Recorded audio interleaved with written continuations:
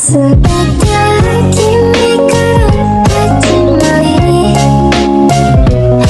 don't wanna say goodbye, just say goodnight. 아직까는君で終わりたい.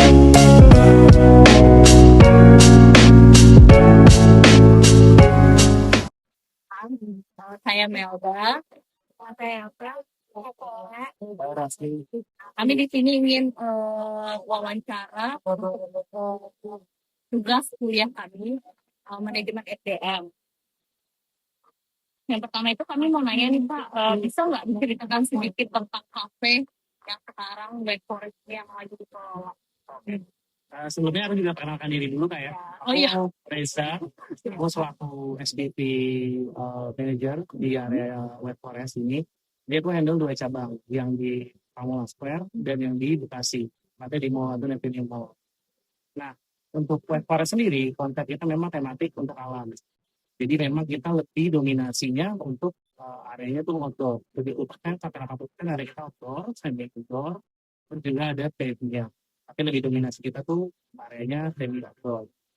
Kayak gitu. Kenapa kita pilih tema tematik Kak di Pamulang ini? Karena saya lihat tuh di beberapa kafe di Pamulang semua konsepnya tuh industrial atau yang memang kekinian anak muda yang entertainer banget gitu. Nah kita coba ambil opsi lain, kita coba tematik alam untuk ambil opsi lain yang memang belum terlalu mainstream di Pamulang ini gitu. Makanya tujuan kita tuh buat konsep seperti nature seperti itu, tujuannya begitu.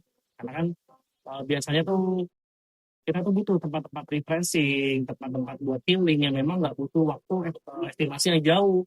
Biasanya warga Jabodetabek tuh kalau mau healing atau refreshing mesti ke Puncak, ke Bogor, yang itu jauh banget lah. Nah kalau di White Forest ini, kita coba menyediakan itu buat refreshing lah minimal gitu. Karena kita juga ada kayak nuansa alamnya, terus juga kita buat waterfall buatan, kita juga nuansa dan suara-suara bentuk cikaya itu kita coba dominasi di White Forest ini. Kayak gitu. Jadi singkatnya sih itu sih Kak soal White Forest. Kayak gitu. Terus berapa sih Pak jumlah karyawan di sini dan apa jabatan? Oke, jadi total karyawan kita tuh existing ya Kak ya, sampai per hari ini ada 19 orang.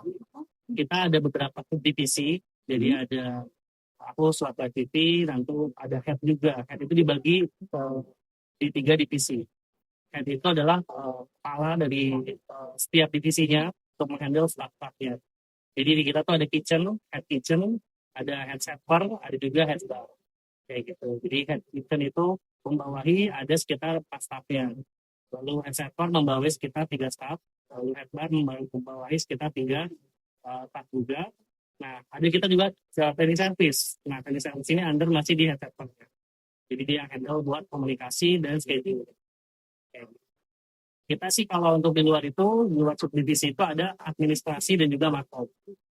Marketing ini lebih ke marketing dan communication, admin ini lebih ke purchasing, inventory, dan bahan baku. Kayak gitu. Terus ini jam waktu kerjanya sih? Iya, kita shifting Kak. Kita ada 2 shifting. Pagi di jam setengah 10 sampai setengah 7, terus di closing ya, kalau di weekday itu kita jam 1 sampai jam 10. Kalau di weekend jam 2 sampai jam 11. Absensinya kita pakai apa? Kita masih pakai fingerprint. Aku mau tanya nih Kak, Boleh nggak? Silakan. apa yang dilakukan agar karyawan tetap betah bekerja di sini Kak? Oke, pertama memang saat ini kan kita memang industri kita tuh masih startup ya Kak, teman-teman. Mungkin belum terlalu yang besar atau makro banget. Kita startup. Pertama tuh kita coba untuk memenuhi kebutuhan mereka dulu. Kayak misalkan gaji, terus juga BPJS kita memang saat ini sedang coba pengajuan, masih progres. Terus yang selanjutnya kita ada staff meal. Jadi kan namanya staff ini kan butuh banget kayak makan lah ya. Untuk makan mereka tuh nggak usah mikirin kan. Jadi dari kita tuh udah menyediakan staff meal tiap hari buat seluruh timnya. Kayak gitu. Jadi nanti tim kitchen yang masak, mereka nanti begitu udah selesai makannya udah jadi, mereka infoin nanti semua anak bisa ambil. Terus kalau untuk seragam kita sediakan, locker juga kita sediakan. Terus kita juga untuk THR selalu on time sebelum 5 hari H Lebaran kayak kemarin. Kayak gitu. Beberapa perusahaan kan mungkin THR itu ada yang dicicil, bahkan ada yang naik cair gitu. Kita coba profesionalisme, walaupun kita startup, sebisa mungkin jangka karyawan kita pikirkan. Kayak gitu. Baik, mau tanya lagi nih Kak, apakah sering terjadi karyawan keluar masuk Terus Pasti. bagaimana cara mengatasinya, Kak? Ya, turnover itu pasti di operasional. Di manajerial itu turnover itu apalagi di industri F&B yang memang range-nya masih startup. Mereka kan memang untuk range gajian tuh nggak bisa memenuhi standar dari UMP atau UMR dari satu daerahnya ya. Biasanya turnover terjadi. Nah, biasanya aku mengantisipasi turnover, aku coba jelaskan saat interview. Pure nature apa adanya. Sehari kita berapa, jam kerja kita berapa, total manpower kita berapa, job desk kerjanya apa, biar mereka tuh semua dapat gambaran di awal. Aku tuh gak mau pas interview terlalu banyak bluffingnya, terlalu banyak ekspektasinya, hingga karyawan nanti ujung-ujungnya pas masuk, kok beda realitanya sama pas lagi interview gitu. Aku gak mau kayak gitu, aku pengen tuh ya seperti ini loh konkretnya. Kalau kalian mau, yuk kita join, gabung sama kita. Tapi kalau kalian memang kurang berkenan atau kurang match sama kalian, monggo coba cari tempat lain. Nah, kayak gitu. Jadi cukup nih mengantisipasi namanya turnover. Terus yang kedua adalah kita suka ada briefing sama meeting. Per monthly kita selalu meeting dengan head-nya. Kita evaluasi di bulan-bulan existing itu apa problemnya, kita coba cari produk toppingnya, terus kita juga coba plan untuk promo next month-nya.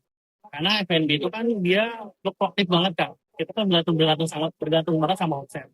Kadang di bulan ini omsetnya tinggi, kadang besok setiap bulan juga omsetnya rendah gitu. Makanya kita perlu meeting setiap bulan, kita perlu briefing. Kalau briefing outing itu kita setiap Jumat, weekly. Kalau meeting sama setiap head-nya per monthly. Kayak gitu. Itu salah satu cara untuk meminimalisir ya turnover. Walaupun biasanya tuh after lebaran THR cair banyak yang turnover juga tuh. Kayak gitu. Itu ya apa sih ya dinamis lah kalau di F&B. Nah, berarti kalau kita akan menanya terkait prestasi kerja sendiri.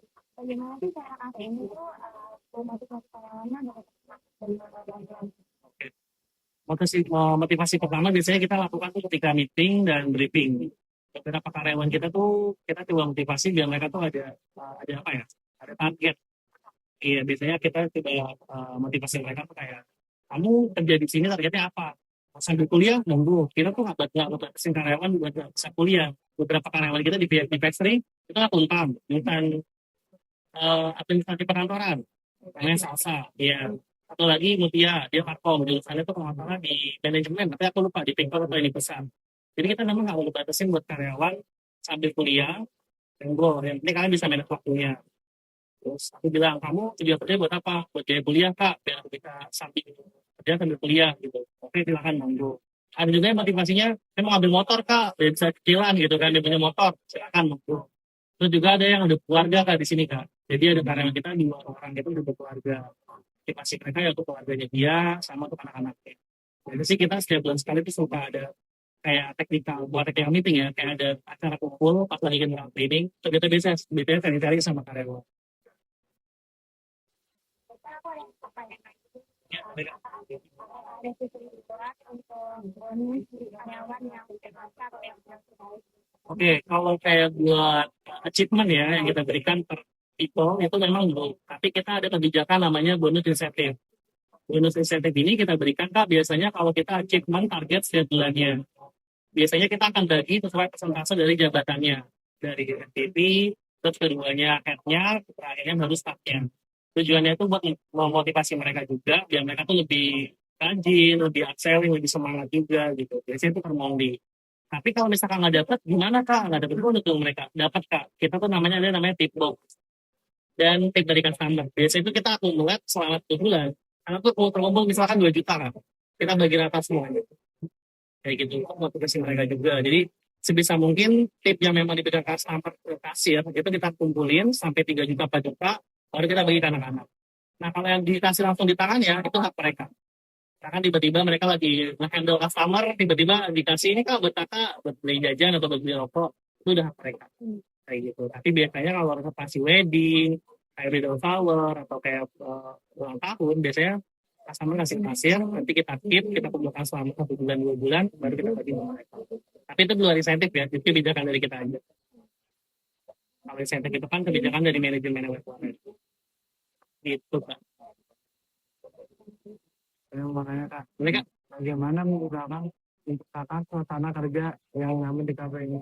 Oke, biasanya kalau untuk lingkungan yang nyaman itu pertama kita coba untuk atur dari total karyawannya, terus lingkungan kerjanya. Aku sih selalu make anak-anak tuh buat selalu jaga kebersihan lingkungan kerjanya. Karena kalau lingkungan kerjanya bersih, mereka juga pasti nyaman. Terus yang kedua untuk start meal-nya, nah start meal kita tuh sebisa mungkin aku minta ke kitchen-nya buat masak yang apa ya, manusiawi lah gitu, yang nggak aneh-aneh, yang nggak tiba-tiba cuma nasi sama tempe gitu kan, juga karena nggak semangat gitu makannya kan.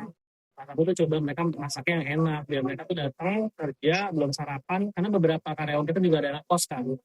Jadi biasanya mereka tuh berangkat belum sarapan, datang ke sini ngarepin makannya enak, jadi kan ada semangat juga buat mereka gitu. Biasanya itu. Terus kedua adalah biasa kita suka ada kumpul, yaitu aku bilang 1 bulan sekali di tempat cleaning. Itu biasa kita sharing hal-hal apa yang kendala mereka. Kita pun di sini menyediakan namanya pinjaman karyawan koperasi. Jadi buat karyawan-karyawan yang dirasa memang tiba-tiba urgent butuh kebutuhan mendadak, kita bisa meminjamkan, tapi ada batas limitnya, dan juga nanti akan langsung kita potong pas mereka gajian. Tujuannya agar si karyawan ini nggak terjebak sama peminjaman ilegal di luar sana. Makanya kita sediakan koperasi itu, Pak. Itu salah satu sih Kak yang jadi beberapa hal kenapa kita coba terapin hal itu untuk karyawan bisa lebih nyaman, ya mereka tuh lebih sejahtera. Walaupun memang tantangan kita di startup ini kan, kita kan budgetingnya beda nih Kak ya, sama kayak Ismaya Group atau kita di Perkasa, yang brand-brand besar yang udah makro. Kita tuh sebisa mungkin gimana caranya, walaupun kita startup, kita pikirin juga hal-hal yang memang yang apa ya penting lah buat karyawan kayak gitu. Kalau ini Kak, bagaimana hubungan antara kerja sosial dengan karyawan? Jadi kalau untuk kita ini dia memang cukup dekat sama karyawannya, walaupun memang nggak setiap hari kesini Kak. Jadi owner kita ini ada 2, suami istri, Bapak Jonathan dengan Bu Sita. Mereka domisili juga di Pamulang, tapi mereka nggak setiap hari kesini. Tapi untuk kedekatan cukup dekat. Biasanya kalau mereka kesini, mereka bawa makanan, mereka ngasih oleh-oleh dari luar negeri, kayak gitu-gitu. Terus biasanya kalau ada hal-hal kayak musibah, karyawannya jadi yang meninggal, atau kerabatnya ada yang meninggal, biasanya dari owner juga ngasih tumbang. Kayak gitu. Dekat sih kalau untuk dari owner ke staff. Tapi biasanya lebih intens lagi dari aku ke staff. Gitu. Karena kan aku yang setiap hari cas di sini, aku yang sering ketemu mereka, mungkin aku sama mereka sering ngobrol, sering cerita, sering sharing lah kira-kira problem kita apa, kamu ada masalah nggak di rumah tanggamu di rumah gitu, nah, kamu ada masalah nggak soal uang gitu, kita bisa sharing di situ. Jadi kalau memang dirasa mereka ada problem, sebisa mungkin sih aku coba cari problem solvingnya ya kayak gitu, biar mereka tuh juga ada trust up juga, karena kan hubungan manusia itu kan lebih dekatannya kan secara ini kan, secara apa ya, secara individual lah kayak gitu. Interpersonalnya mesti ada gitu. Kalau misalnya pendekatannya nggak interpersonal, mereka pasti ada gap sama kita Kak. Dan itu juga mereka pasti nggak nyaman. Apalagi aku milenial kan, sedangkan staff aku semua Gen Z. Beda tuh, beda gap gitu. Ada di mana pemahaman, tradisi, ataupun cara mindset mereka tuh beda sama aku. Jadi sebisa mungkin aku coba adaptasi sama mereka. Gitu Kak. Lagi ya? Iya. Kasih udah meluangkan waktu untuk wawancara tugas kami.